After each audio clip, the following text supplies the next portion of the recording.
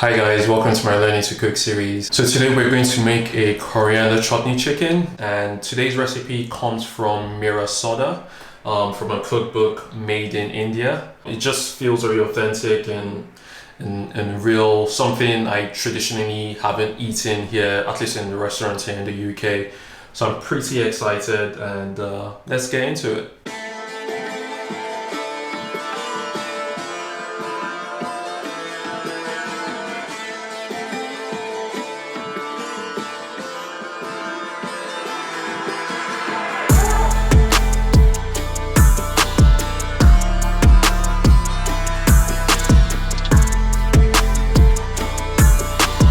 We're going to need 2 frying pans. If you do not have a second frying pan, that's okay, you can just use a smaller pan. You're going to need a jar for your coriander chutney, a pestle and mortar. I love this, by the way, it's one of my favorite tools in the kitchen. A nice blender, you're definitely going to need this.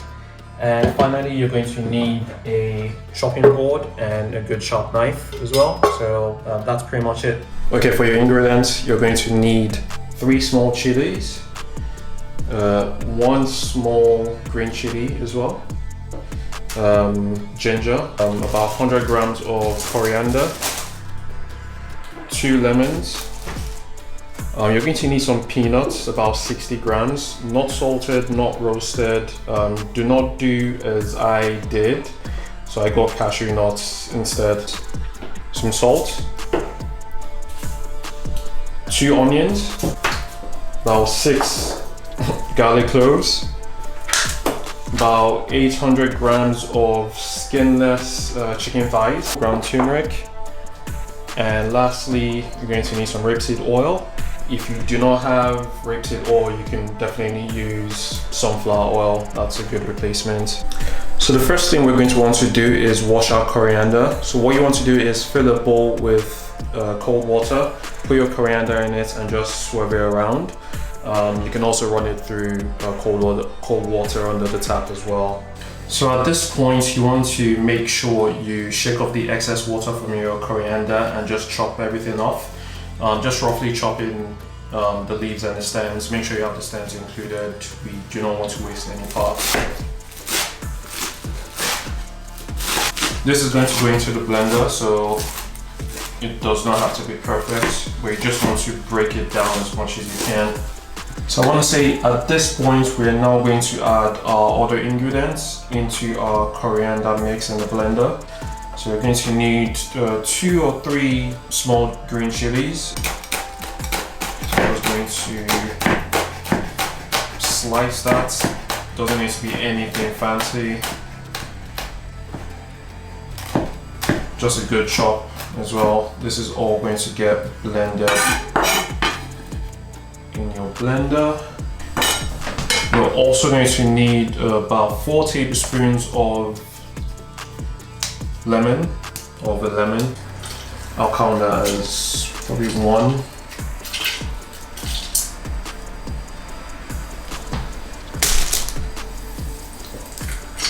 So at this point, you want your peanuts. Remember, no cashew nuts like I've done. You want your peanuts unsalted, unroasted. You then want a teaspoon of salt as well. I'm just going to do a rough estimate. So with your turmeric, you want about a 1/4 teaspoon of turmeric. I love turmeric, it's so underrated. So you want 4 teaspoons of your light brown sugar. That's all we need. Right now we just need to cover it and pause it in our blender.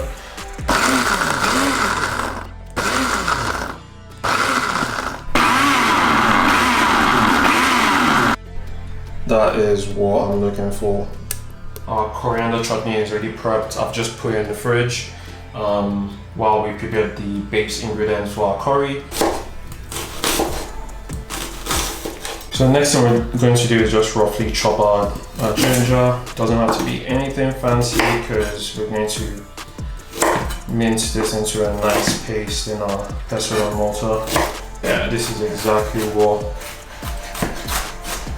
I imagined when she says chopped in the recipe. Next thing we have now is our small chili. I'm just going to roughly chop that. Next thing is our garlic.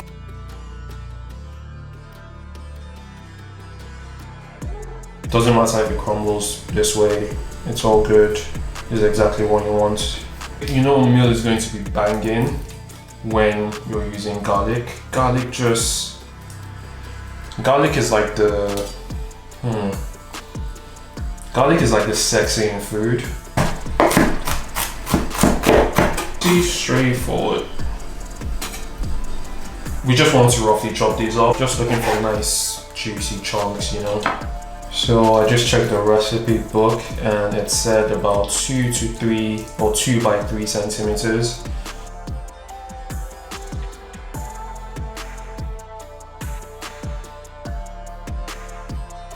The next thing we want to do now at this stage is grind our ginger mix with the green chili and garlic. Before you start, you just want to add a little bit of the salt to it, so roughly a pinch of salt. The salt is basically going to break down the compounds, the walls of everything we have in there.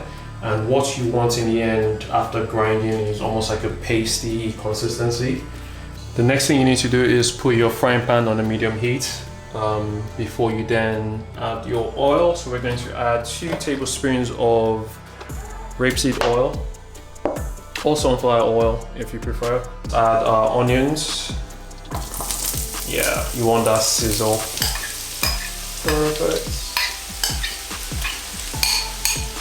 So you want to fry these for about 6 to 8 minutes, turning occasionally, and you're looking for a golden brown color. So our onions are all done now, nice and golden brown. So what we're going to do is transfer half of the onions into a bowl. The other half we'll leave on the pan, and we're going to add our ginger mix to it.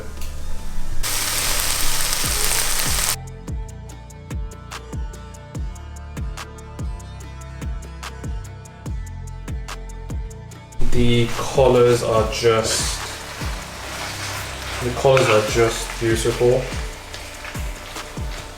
So yeah, you just want to stir that around your chicken. Make sure your chicken is nice and coated with your ginger and garlic mixture. That's exactly what we want. That's the color we're looking for. At this point, you want to add in your coriander chutney. So we're going to add in about 6 tablespoons of chutney. So you want to cook this on a medium-low heat for 15 minutes. So while our coriander chicken is cooking, we're going to add our onions into our small frying pan, and we're going to basically cook down on a medium-high heat for about 10 to 15 minutes. What we're looking for is, according to the recipe, a dark brown golden color.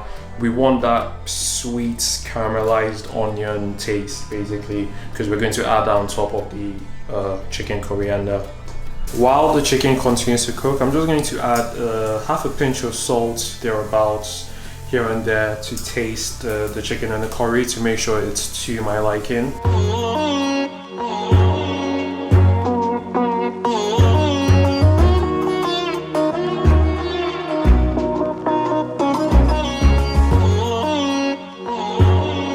So there you have it, guys. Our coriander chicken is done. I'm all sweaty, I'm really hungry. Yeah, so I'm just going to taste it and give you my thoughts. Obviously, in my opinion, this has come out great. Obviously, you're getting that coriander flavor and taste, but it also has this very nice creaminess. I'm guessing that's coming from the nuts. Good level of salt and the crispy onions as well. I'm just gonna have some of that. Obviously the chicken goes very well with the chicken. I think this will go well with broccoli as well, if you're a vegetarian. So I think that's it for today, guys. Please like and subscribe.